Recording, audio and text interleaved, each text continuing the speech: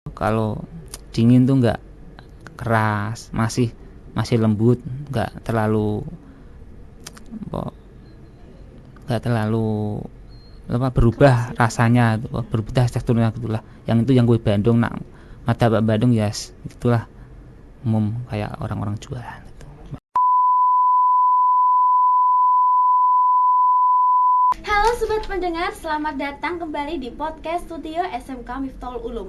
Bersama saya Indah Karimatunisa yang akan menemani kalian dalam ngobrolan inspiratif dari ini. Siapa di sini yang suka martabak atau kue Bandung? Pastinya hampir semua orang pernah menyobain ya. Makanan sederhana tapi punya rasa yang bikin kangen dan selalu jadi pilihan di malam hari. Nah, di balik setiap potongan martabak yang lezat, tentu ada perjuangan, cerita, dan semangat dari para penjualnya. Hari ini kita akan mengobrol langsung dengan sosok penjual martabak dan kue Bandung yang penuh inspirasi. Kita bakal gali cerita tentang keseharian, tantangan, sampai hal-hal yang unik yang gak banyak orang tahu. Yuk langsung kita sapa dulu. Halo Pak, apa kabar? Baik. Bisa diceritakan bagaimana awal mula Bapak terjun di dunia usaha martabak kue Bandung? Awal mulanya tuh disuruh kakak untuk jualan, keinginan kakak kan. Sebelum itu kan kerjanya di toko material. Kakak kan pengertian biar adiknya ada pekerjaan tetap tuh, disuruh jualan martabak, suruh belajar sama kakak ipar dulu. Di awal mulanya jualan di Semarang lah, sekitar tahun 2016. Terus belajar dulu cara buat martabak kue Bandung selama 2 bulan lah, kurang lebih 2 bulan belajar. Terus sudah bisa suruh jualan sendiri di Semarang. Yo sudah 1 tahun jualan, terus pindah ke Dempet, kan jualan sekarang kan di Dempet. Nah, kenapa memilih martabak dan kue Bandung? Kenapa nggak buka usaha makanan lain? Ya memilih itu kan ada guru ada yang ngajarin lah. Kalau usaha lain kan ya belajar, masih cari-cari belajar. Lalu kan ada kakak ipar lah, disuruh belajar gitu. Jadi usaha kue Bandung itu dari kakaknya terus diwasiatin ke bapaknya gitu ya? Yang belajar lah Ya, itu maksudnya belajar emang dari kakaknya gitu. ya. Itu kan buat saya, buat suruh jualan saya itu kan diajarin dulu, nggak terus bisa kan. Selama 2 bulan tuh belajar cara buat martabak kue Bandung, caranya tepung, buat adonan tepungnya apa, proses tepung tuh yang biar bisa lebar itu loh, buat bungkus onslang sama bumbunya gitu loh. Waktu pertama kali buka usaha, apa tantangan terbesarnya? Mental yang pertama itu, beranilah, mental jualan harus berani, terus menghadapi pelanggan, terus pesanan kadang diingat, harus biar nggak ngecewain pelanggan itu. Kalau boleh tahu, seperti apa rutinitas sehari-hari Bapak dari mulai persiapan bahan, buka lapak sampai melayani pembeli? Setiap hari saya ke pasar lah, beli bahan-bahan jualan untuk persiapan dagang nanti sore sampai malam tuh. Yo awal jam 7 pergi ke pasar buat beli daging, ngunclang, terus tepung, apa yang dibutuhkan lah. Setelah ke pasar kita masak dagingnya, buat bumbu, buat adonan. Siang buat adonan, kadang kan adonan kan ada waktunya, enggak kita ngejam, jadi jam 1 buat adonan, terus jam 3 nanti buat adonan lagi yang kue Bandung. Setelah itu prepare persiapan jualan, yo beres-beres bareng dagangan, mandi, sholat dulu lah, jangan lupa lah berdoa dulu ya sama ya yang sama yang di atas. Ada nggak pengalaman menarik atau lucu saat berjualan yang Bapak ingat? pengalaman tuh banyak ya, tapi yang lucu enggak lah, kadang itu malah serem. Ekstrim lah Kok bisa serem gitu, Pak? ya. Kita berjualan kan tuh ada persaingan tuh, yang ada yang menggunakan persaingan yang tidak sehat, terus ya kayak di luar nurul gitu loh, seolah-olah kita jualan. Kadang kata orang yang mau yang beli, kita nggak kelihatan nggak jualan gitu, terus orang lewat tuh kayak nggak lihat gitu. Tapi emang punya Bapak itu buka, tapi orang-orang lihat nggak buka gitu, Pak? Ya seolah-olah nggak Nggak ada. jualan, nah gitulah. Terus Serem ya, Pak? ya bukan lucu itu, serem. Nggak ada yang lucunya, paling ya teman-teman kalau main lah bergurau di situ. Martabak kan punya banyak variasi topping dan rasa. Menurut Bapak, apa yang bikin martabak jualan Bapak itu punya ciri khas? Ya, ciri khasnya yuk menurut pelanggan sih, yang beli di martabak saya tuh ciri khasnya tuh teksturnya. Terus kalau dingin tuh nggak keras, masih lembut, nggak terlalu berubah rasanya, berubah teksturnya gitulah. Yang itu yang kue Bandung, martabak Bandung ya gitulah, umum kayak orang-orang jualan itu. Jadi saat Bapak bikin adonan kue itu juga ada tekniknya juga ya, Pak ya? Yo ada lah, ada teknik, ada ilmunya. Ya ada beberapa bahannya yang harus dipenuhi lah. Dalam berjualan pasti ada masa ramai dan sepi. Nah, bagaimana sih cara Bapak menyiasati saat dagangan kurang laku? Ya dibuat santai aja, pasti nanti laku lagi. Ya pertama ya sholawat lah, zikir, jangan lupa kalau berdagang berdoa.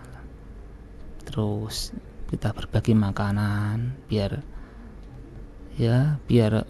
kita terhindar dari segala bahaya. Terus ya buat narik rezeki gitulah. Jadi tetap optimis gitu. Ya tetap optimis, buat santai aja.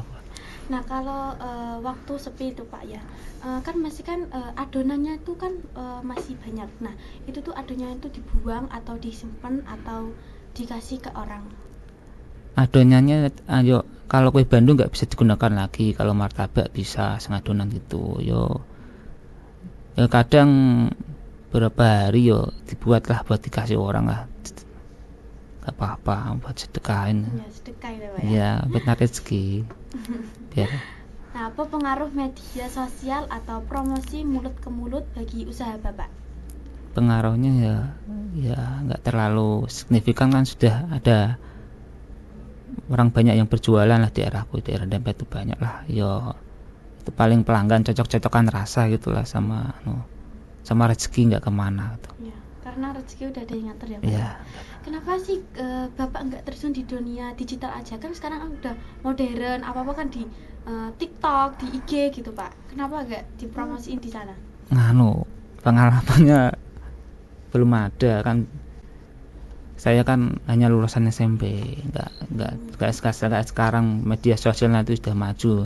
Di zaman sekolah kan masih belum lah gitulah, masih kurang pengalaman. Terus dijalin aja yang ada lah.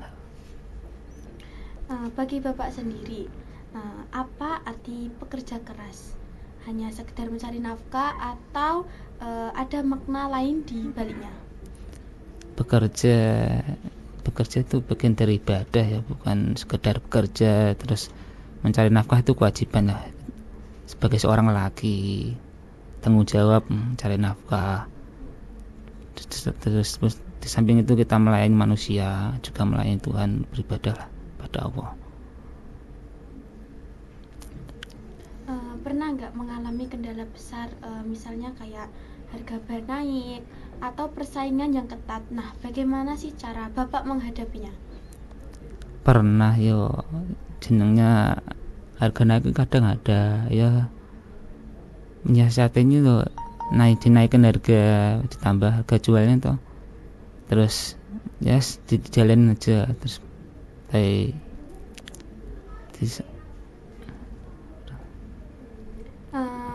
variasi rasa martabak Bapak itu ada berapa jenis? Variasinya ada coklat, kacang coklat, keju coklat, keju kacang coklat. Itu yang martabak manis, yang martabak telur ya daging sapi ya, sama telur bebek gitu. Kira-kira yang paling laris, topping yang paling laris biasanya yang mana Pak? Yang topping yang coklat, kacang coklat, keju itu yang kesukaannya orang beli itu. Menurut Bapak ada nggak topping unik request dari pelanggan Bapak yang aneh-aneh, yang kayak yang unik gitu, pernah? Iya ada sih, nggak kayak ketan hitam tapi kan nggak buat ketan hitam. Ada. Tapi Bapak bikinin?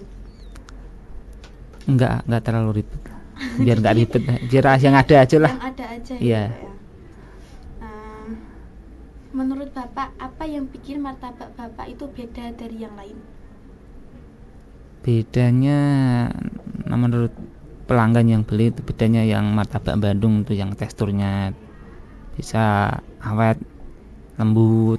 Kalau dimakan tuh empuk, rasanya pas. Kalau martabak telur ya umum kayak teman-teman yang jualan gitu lah. Bapak itu suka eksperimen rasa nggak? Kayak dicampur-campur bikin rasa baru buat menu baru gitu? Yo kadang nyoba eksperimen ke kulit martabak biar renyah gitu, empuk renyah. Eksperimennya kadang kalau sama yang bumbu kan sudah berubah ya, dari yang di belajar sama kakak kan sudah berubah semua caranya martabak telurnya, bumbunya, resepnya sudah berubah semua sama yang kulit-kulitnya itu. Nah, karena kan pernah bikin rasa baru kan Pak ya. Nah, pernah ada rasa baru tapi ternyata nggak laku, itu pernah? Ya pernah, namanya juga berusaha kan ya, nggak terlalu nggak selalu diinginkan laku ya ada. Ya yang ada saja lah yang awet awalnya, yang jualan yang sederhana itu. Jadi apa adanya aja gitu ya Pak ya? Iya. Nah, kue Bandungnya Bapak jual itu bikinan sendiri juga atau punya orang? Bikin sendiri semua tuh, punya sendiri resep dari segala macam, bikin sendiri semua. Lebih rame yang beli martabak atau kue Bandung? Ya nggak mesti, ya kadang kue Bandung, kadang martabak, tergantung di minat masyarakat di lapangan. Kali buka usaha, apa tantangan terbesarnya? Mental yang pertama tuh, beranilah, mental jualan harus berani, terus menghadapi pelanggan, terus pesanan kadang diingat, harus biar nggak ngecewain pelanggan itu. Kalau boleh tahu, seperti apa rutinitas sehari-hari Bapak dari mulai persiapan bahan, bukalapak sampai melayani pembeli? Setiap hari saya ke pasar lah, beli bahan-bahan jualan untuk persiapan dagang nanti sore sampai malam tuh. Yo awal jam 7 pergi ke pasar buat beli daging, ngunclang, terus tepung, apa yang dibutuhkan lah. Setelah ke pasar kita masak dagingnya, buat bumbu, buat adonan. Siang buat adonan, kadang kan adonan kan ada waktunya, enggak kita ngejam, jadi jam 1 buat adonan, terus jam 3 nanti buat adonan lagi yang kue Bandung. Setelah itu prepare persiapan jualan, yo beres-beres udah ke bareng dagangan, mandi, sholat dulu lah, jangan lupa lah berdoa dulu ya, sama ya yang sama yang di atas. Ada nggak pengalaman menarik atau lucu saat berjualan yang Bapak ingat? Pengalaman tuh banyak ya, tapi yang lucu enggak lah, kadang tuh malah serem. Ekstrim lah. Kok bisa serem gitu Pak? Ya kita berjualan kan tuh ada persaingan tuh, yang ada yang menggunakan persaingan yang tidak sehat. Terus ya kayak di luar ngerul gitu loh, seolah-olah kita jualan. Kadang kata orang yang mau yang beli, kita nggak kelihatan nggak jualan gitu. Terus orang lewat tuh kayak nggak lihat gitu. Tapi emang punya bapak itu buka, tapi orang lihat nggak buka gitu Pak? Ya seolah-olah nggak Nggak jualan, nah gitulah. Terus serem ya Pak ya? ya bukan lucu itu, serem.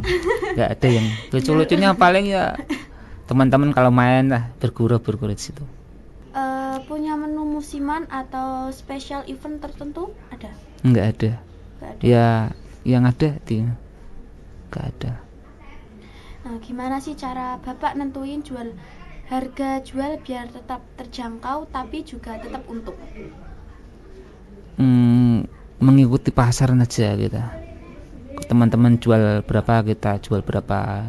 Udah pasti untung lah, dia bisa jual gitu kok. Terus cari bahan yang rada di bawah murah gitu, kan jualan banyak tuh, kadang kan harga jualan beda-beda, cari yang murah dikit. Kalau harga pasar naik juga harga di bapaknya juga naik? Ya enggak tentu juga sih, naik kan kadang nanti turun lagi, enggak sekiranya enggak terlalu naik banyak yo masih sama harga jualnya. Kalau terlalu banyak terus lama naiknya yo mau nggak mau ya dinaikin sedikit harga jualnya. Nah, tantangan paling besar selama jualan bapak itu apa? Konsisten sama keadaan lah, ulet telaten tantangannya, sama ya kejenuhan gitulah tantangannya. Pernah ngalamin sepi banget sampai penghasilan hampir nol itu pernah nggak Pak? Pernah. Nah, itu gimana tanggapan bapak? Ya cari haluan lagi toh, bukan profesinya bukan itu aja yang. Oh, jadi bapak itu nggak jualan martabak aja? Enggak juga sih, kadang yo kerja lainnya ada, bukan martabak saja. Dan yang penting kan ada penghasilan. Iya. Buat kalau jualan martabaknya kurang lah, ya adalah jenengnya namanya rezeki lewat jualan lagi, lain lagi itu. Kalau bapak kan jualan sambil jualan martabak sama pekerja lain kayak apa ya Pak ya? Nggak cuma di martabak aja gitu ya Pak ya? Iya. Nah, itu bapak pernah capek nggak seharian kerja di martabak juga kerja di sampingannya itu capek? Ya capek lah, kerja masa nggak capek. Ya dinikmatin aja, capek ya minum obat, tidur lah.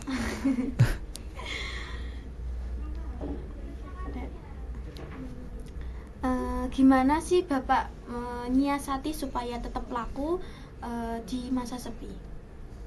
Menyiasatinya ya tadi ya berdoa sama bersedekah kadang ya, sama promosi lah, nanti lah ada orang beli tuh, itu menyiasatin di situ. Kadang kan rezeki nggak tahu sih datangnya dari kapan nggak tahu, yang itu ya menurut saya itu yang harus berdoa sama yang bersedekah itu. Bapak itu kerja itu di martabak itu punya karyawan atau bapak sendirian? Sekarang ya sendirian. Dia pernah buka cabang, dia punya karyawan tapi keadaan nggak terlalu ya nggak karyawannya nggak kerja lagi. Sekarang sendirian jualannya. Saingan di sekitar bapak itu banyak gak? Dan di sekitar bapaknya itu? Wah, ada banyak. Di Dempet itu ada 8 orang yang jualan termasuk saya. Banyak lah ya. Makanya gimana sih caranya bapak tetap percaya diri bersaing gitu? Tetap percaya diri punya berjualannya bapak itu? ya optimis lah, nggak usah terlalu dibuat serius yang bersaing-saing gitu kan. Kita berjualan karena niat ibadah, hasil itu pikir belakangan gitu. Pasti ada lah, cukup lah nak buat kebutuhan lah. Pernah dibilang mahal atau komplain pembeli itu pernah nggak Pak? Pernah sih, ya nggak terlalu sering ya. Paling yo masalah packingan, terus kadang keasinan gitu, cuman itu aja. Nah, respon Bapak itu gimana saat menghadapi pembeli yang ada yang komplain gitu? Nyantai aja. Santai aja. Iya, buat slow. Gimana sih Bapak itu mengatur stok bahan supaya nggak mubazir? Ya mengaturnya ya dipakai sesuai kegunaan kebutuhan ya. Kayak oncelang ya kita potong yang kalau ada orang beli, terus tuh kalau lakunya berapa gitu nggak buat lagi, maksudnya buat seperlunya saja, kalau ada ramenya kita bisa buat lagi lah, jadi untuk antisipasi bahan baku biar nggak percuma buang mubazir. Jadi belinya tuh sedikit-sedikit aja Pak ya, nggak mubazir itu. Bukan belinya sedikit, buatnya. Iya, maksudnya buatnya. Bukan, belinya kan ya, stok lah kadang itu. Yang biasanya lakunya berapa kita sediai Pak, di stok dulu. Terus kalau ada ramenya kita bisa buat lagi, bisa beli lagi, bahan kan dekat. Ada momen pernah hampir nyerah nggak Pak? Jalan sepi, terus nggak punya penghasilan gitu, pernah nyerah? Iya ada, namanya juga jualan ya, ada di titik rendah tuh.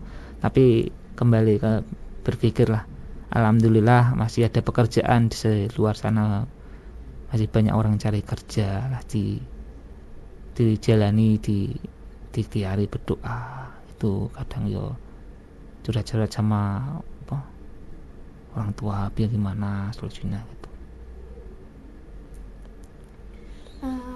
Nah kan Bapak itu kan pernah menyerah gitu ya Pak ya, hampir, tapi disemangati juga gitu ya. Nah gimana sih cara Bapak juga menyemangati diri Bapak sendiri biar nggak menyerah, tetap bekerja keras gitu Pak?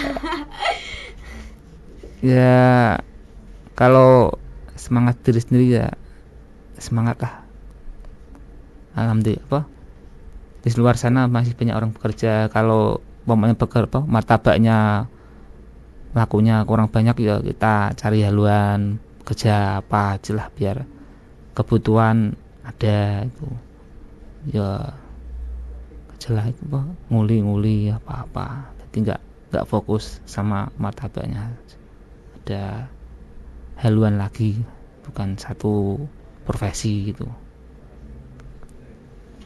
Pernah ada pelanggan yang bikin kesel tapi tetap dilayani dengan senyuman? Pernah, kadang kan yo namanya orang beli kan nggak sabaran kadang, tapi ya namanya pelanggan yo banyak lah, orang-orang beda-beda. Selama jualan, pelajaran hidup apa yang paling Bapak rasain? Pelajarannya hidup ya kita disiplin, masalah waktu, terus bekerja bukan sekedar mencari nafkah, beribadah kepada Allah gitu.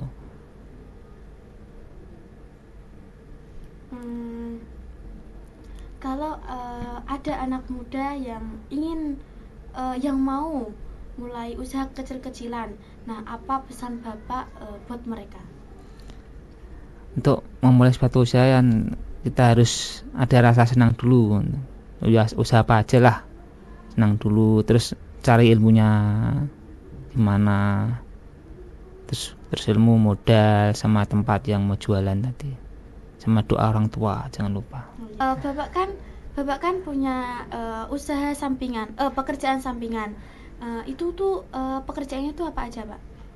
Kerjaannya ya ngelas, awalnya ya belajar otodidak lah, ya belajar sama orang sebentar sebelum nyampe bisa ya belajar sama sendiri, buat beli mesin las, buat apa itu ngelas trik-triknya belajar dari YouTube, dari media sosial lah gitu. Itu Bapak ikut orang atau punya usaha sendiri? Itu kalau ada yang di rumah kok, Oh, jadi itu Enggak, di rumah. di rumah, belum punya bengkel lah. Oh, Masih kecil-kecilan ya gitu. itu kan yang utama kan yang jualan martabak. Kalau Iya. pagi kan waktunya kan rada banyak luangnya itu Itu buat buat sampingan gitu, Pak. ya kalau ada mau ngelasin buat bisa, terus jualan apalah, jualan sak tuh, buat wadah rosok, sama beli-beli di toko-toko sak yang sekali pakai itu dijual lagi dapat untung ya, buat nyukupin nambah kebutuhan. Kalau jagani jualan martabak kurang rame gitu. Nah, apa sih harapan Bapak ke depannya untuk usaha martabak Bapak? Harapannya ya ingin berkembang, kita bisa menelurkan ilmu sama yang anak-anak muda itu, biar ada mau untuk berusaha sendiri, nggak ikut orang. Kan bisa nyantai lah, usaha sendiri, bisa diatur sendiri, kita nggak diatur sama waktu yang Kira-kira nih Pak, enak punya usaha sendiri atau ngikut orang? Lebih enak yang mana? ya enak punya sendiri lah, kita nggak bekerja sama uang, tapi uang bekerja untuk kita. Oke. Kalau ada anak muda yang ingin memulai usaha kecil, kalau ada anak muda yang ingin memulai usaha kecil seperti Bapak, apa pesan dan motivasi yang ingin Bapak sampaikan kepada mereka? Pesannya yuk jangan mudah menyerah, disiplin, kan belajar dulu nggak terus bisa, soalnya kan butuh skill gitu.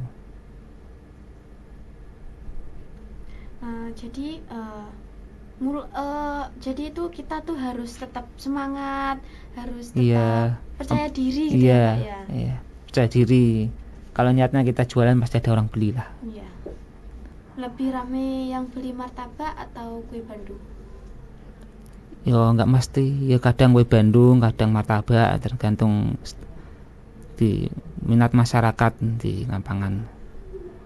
Waktu sepi itu Pak ya, kan masih kan adonannya itu kan masih banyak. Nah itu tuh adonannya itu dibuang atau disimpan atau dikasih ke orang?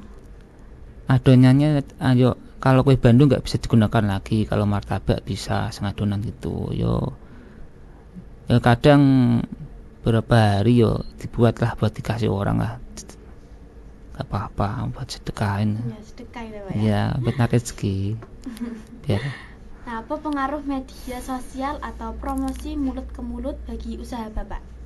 Pengaruhnya ya nggak terlalu signifikan, kan sudah ada orang banyak yang berjualan lah di daerahku, di daerah Dempet itu banyak lah. Yo itu paling pelanggan cocok-cocokan rasa gitulah sama rezeki, nggak kemana gitu. Ya, karena rezeki udah ada yang ngatur ya Pak. Ya. Apa kesimpulan Bapak untuk usaha kedepannya?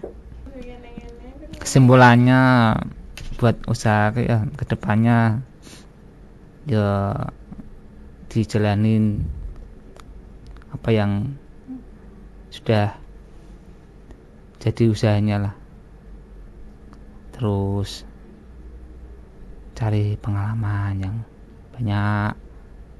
Kalau bisa ya nggak usaha satu macam, cari pengalaman lagi. Kalau nggak mau ya dijalanin, jualan saja, yang apa dikembangin. Kalau terus eksperimen kalau mau buat eksperimen rasa, terus eksperimen topping gitu. Terus kalau mau belajar martabak ya yang sungguh-sungguh, belajar ilmunya dulu, seneng belajar triknya, belajar sama yang bisa, yang konsisten lo belajar. Kan nggak mudah belajar martabak, terutama yang martabak telur itu yang di skillnya. Terus ya udahlah, itu aja. Oke. Setiap usaha sekecil apapun kalau dijalankan dengan sepenuh hati pasti bisa pasti bisa memberi manfaat dan kebahagiaan. Saya Indah Karimatunisa pamit undur diri, sampai jumpa di episode berikutnya. Jangan lupa tetap semangat, berkarya dari hati. Wassalamualaikum warahmatullahi wabarakatuh. Waalaikumsalam warahmatullahi wabarakatuh.